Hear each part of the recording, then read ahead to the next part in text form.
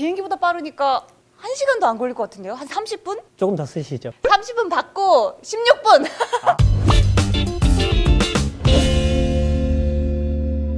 건설 기술의 왕이 되는 시간, 한번 클릭하면 시간이 순삭되는 건기왕 시즌2. 안녕하세요, MC 박소희입니다. 오늘 건기왕과 함께 해주실 박사님을 자리해 보셨습니다. 안녕하세요. 안녕하세요. 저는 한국건설기술연구원 도로교통연구본부의 백종대 수석연구원입니다. 여러분, 비행기만큼 빠른 기차, 그 빠른 기차를 타고 떠나는 세계 여행을 할 수 있다 하면 어떤 생각이 드세요? 에이, 말도 안 돼. 어느 세월에? 라고 생각이 드신다고요?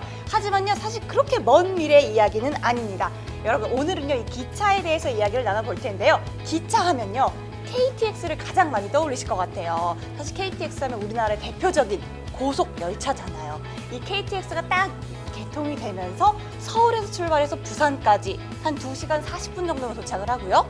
또 그만큼 출퇴근 시간도 줄어들었고 여행할 때 드는 시간도 줄어들다 보니까 우리의 생활 반경이 정말 넓어진 것 같습니다. 이렇게 교통수단의 발달이 우리 생활에 미치는 영향력이 굉장히 큰데요. 지금도 계속해서 이렇게 더 빠른 속도의 교통수단들이 만들어지고 있잖아요.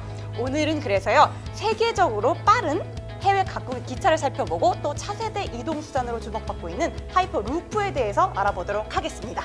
그럼 세계의 다양한 고속철도 함께 살펴보시죠.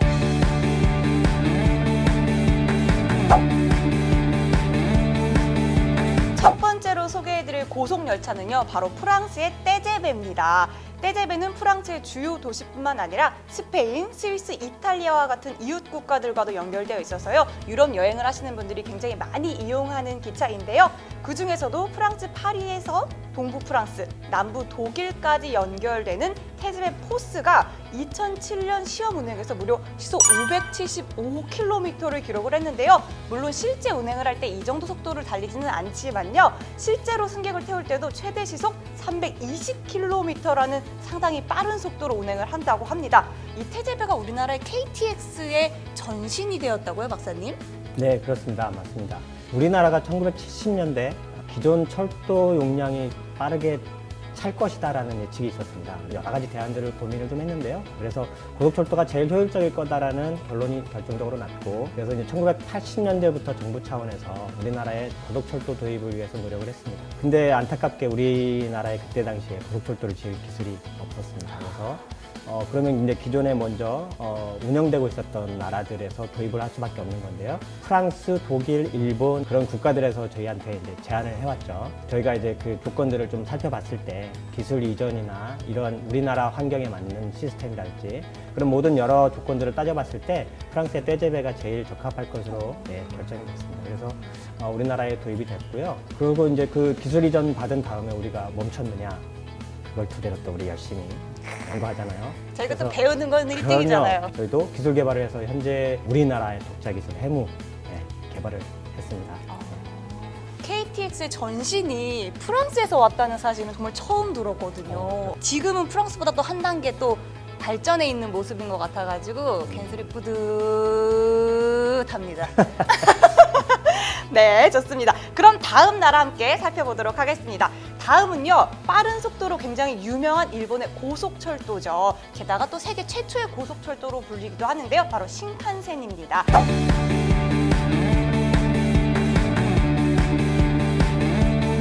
2027년에 개통될 예정인 자기부상 열차 리니어 신칸센이 2015년 시험 주행에서 무려 시속 603km를 기록하면서 앞서 저희가 살펴봤던 떼제베를 제치고 당시 세계철도 역사상 가장 빠른 주행 기록을 세웠었는데요.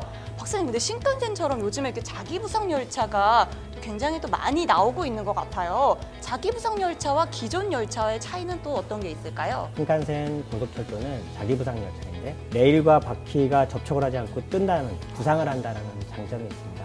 그래서 고속을 실현하기에 더 유리해지게 되는 것이죠. 그리고 자기부상 열차가 떠서 가는 원리는 자석 아시죠? 자석. 우리 어렸을 때 실험해보면 자석 서로 막 탁 붙고 또 어떨 때는 밀어내기도 하고 같은 극, N극, S극 기억나시죠? 그 원리입니다. 그래서 N극, S극이 서로 바꿔가면서 당기기도 하고 밀기도 하고 그렇게 해서 추진력이 생기는 거거든요. 그리고 부상도 마찬가지입니다. 같은 극끼리 밀어내는 원리, 다른 극끼리 당기는 원리를 이용해서 공중으로 그 무거운 차체도 띄울 수가 있게 됩니다.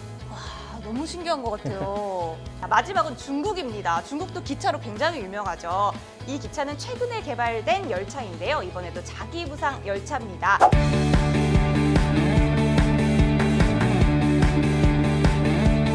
중국 국유기업 중국 중처의 자회사 칭다오스팡이 개발한 최대 시속 600km짜리 자기부상 열차가요. 작년에 시험 운행에 성공을 했다고 합니다. 시속 600km의 이 열차가 상용화 되면요. 북경에서부터 상해까지 2시간이면 도착을 할 수 있다고 합니다. 굉장히 빠른데요. 네, 지금까지 세계 각국에 등장한 고속철도를 쭉 한번 살펴봤는데요. 우리나라도 70년대 무궁화호가 등장을 하고 이후에 새마을호, 그다음 KTX, SRT까지 계속해서 나오고 있습니다. 최근에는 에코비라는 자기부상 열차도 현재 운행을 하고 있다고 하는데요.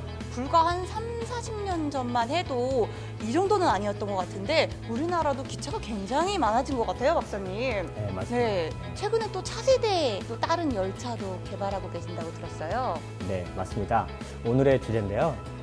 이름은 하이퍼루프입니다. 하이퍼루프는 처음에 미국의 앨런 머스크가 제안을 했습니다. 이거는 철도하고는 좀 다른 새로운 교통수단이라고 보시면 되겠습니다. 궤도라는 형태의 길을 따라 움직이는 거란 측면에서는 철도하고 비슷한데 철도하고 다른 점은 떠서 간다라는 것. 그러면 자기부상 열차하고 그러니까요. 똑같네? 예.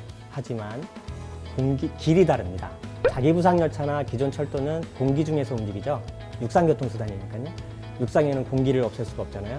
근데 그걸 없애려고 하고 있습니다. 아, 그럼 진공으로 간다는 말씀이신 네, 거예요? 완전 진공은 아니나 공기 저항을 많이 줄이기 위해서 공기를 많이 그러기 위해서 그런 특수한 환경을 만들어 놓고 거기에서 빠른 속도로 가는.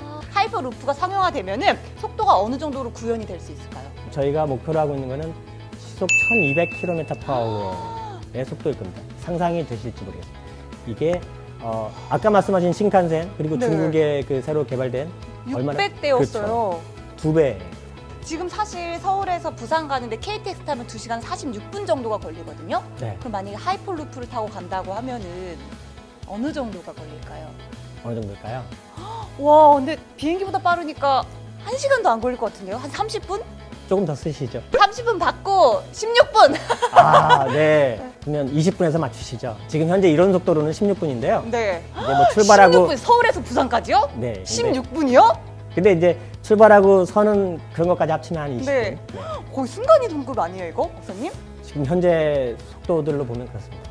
와, 이거 정말 어떻게 그렇게 빨리 갈 수가 있는 거예요? 어떤 원리로? 지금 속도를 육상에서 더 높이는데 제일 걸림돌은 공기죠. 어떻게 없을까요, 육상에서? 공기를 차단하면 되겠죠. 차단. 네, 그렇죠. 그렇게 공기가 없는 구간을 만드는 겁니다. 그래서 그 구간을 달리게 만들어주는 것이죠. 그럼 그 구간을 어떻게 만드시나요? 그 열차가 달리는 길을 밀폐하기 위해서 튜브형 운송관을 만들게 됩니다. 그 튜브형 운송관을 만들고 그 안에 있는 공기를 빼내고 그 진공도를 유지를 시키는 것이 중요하다고 할 수 있겠습니다. 와, 굉장한 기술인 것 같은데요. 우리나라에서 지금 개발하고 있는 하이퍼루프의 핵심적인 기술이 있다면 어떤 게 있을까요? 이게 실현되기 위해서 지금 저희가 필요한 것들이 추진 기술이 있어야 되겠죠.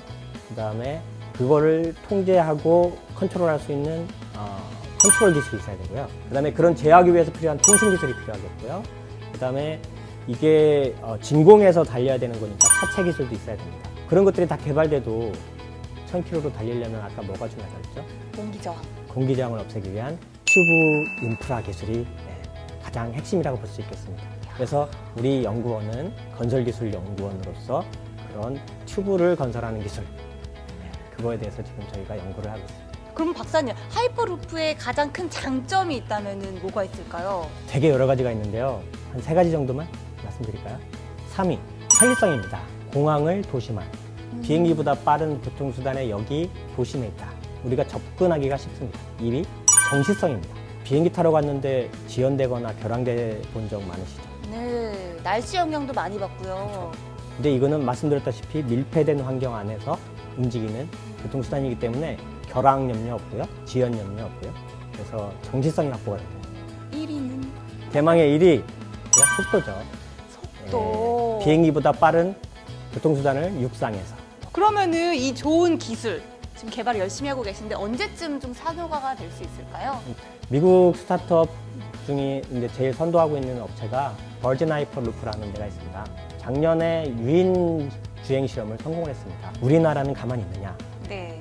그럴 수 없겠죠. 그래서 철도연, 우리 건설기술연구원, 그다음에 유니스트 이런 곳에서 지금 각자 할 수 있는 연구들을 기초연구 개발들을 하고 있고요. 우리 연구원은 콘크리트 기반의 운송관 기술을 개발을 하는 것을 지금 목표로 기술 개발을 하고 있는데 우리 연구원이 세계적으로 리드하고 있는 슈퍼 콘크리트 기술이 있습니다. 그거는 보통 콘크리트에 비해서 강도가 5배 이상 강하고요. 기밀성도 수백 배 이상 강합니다.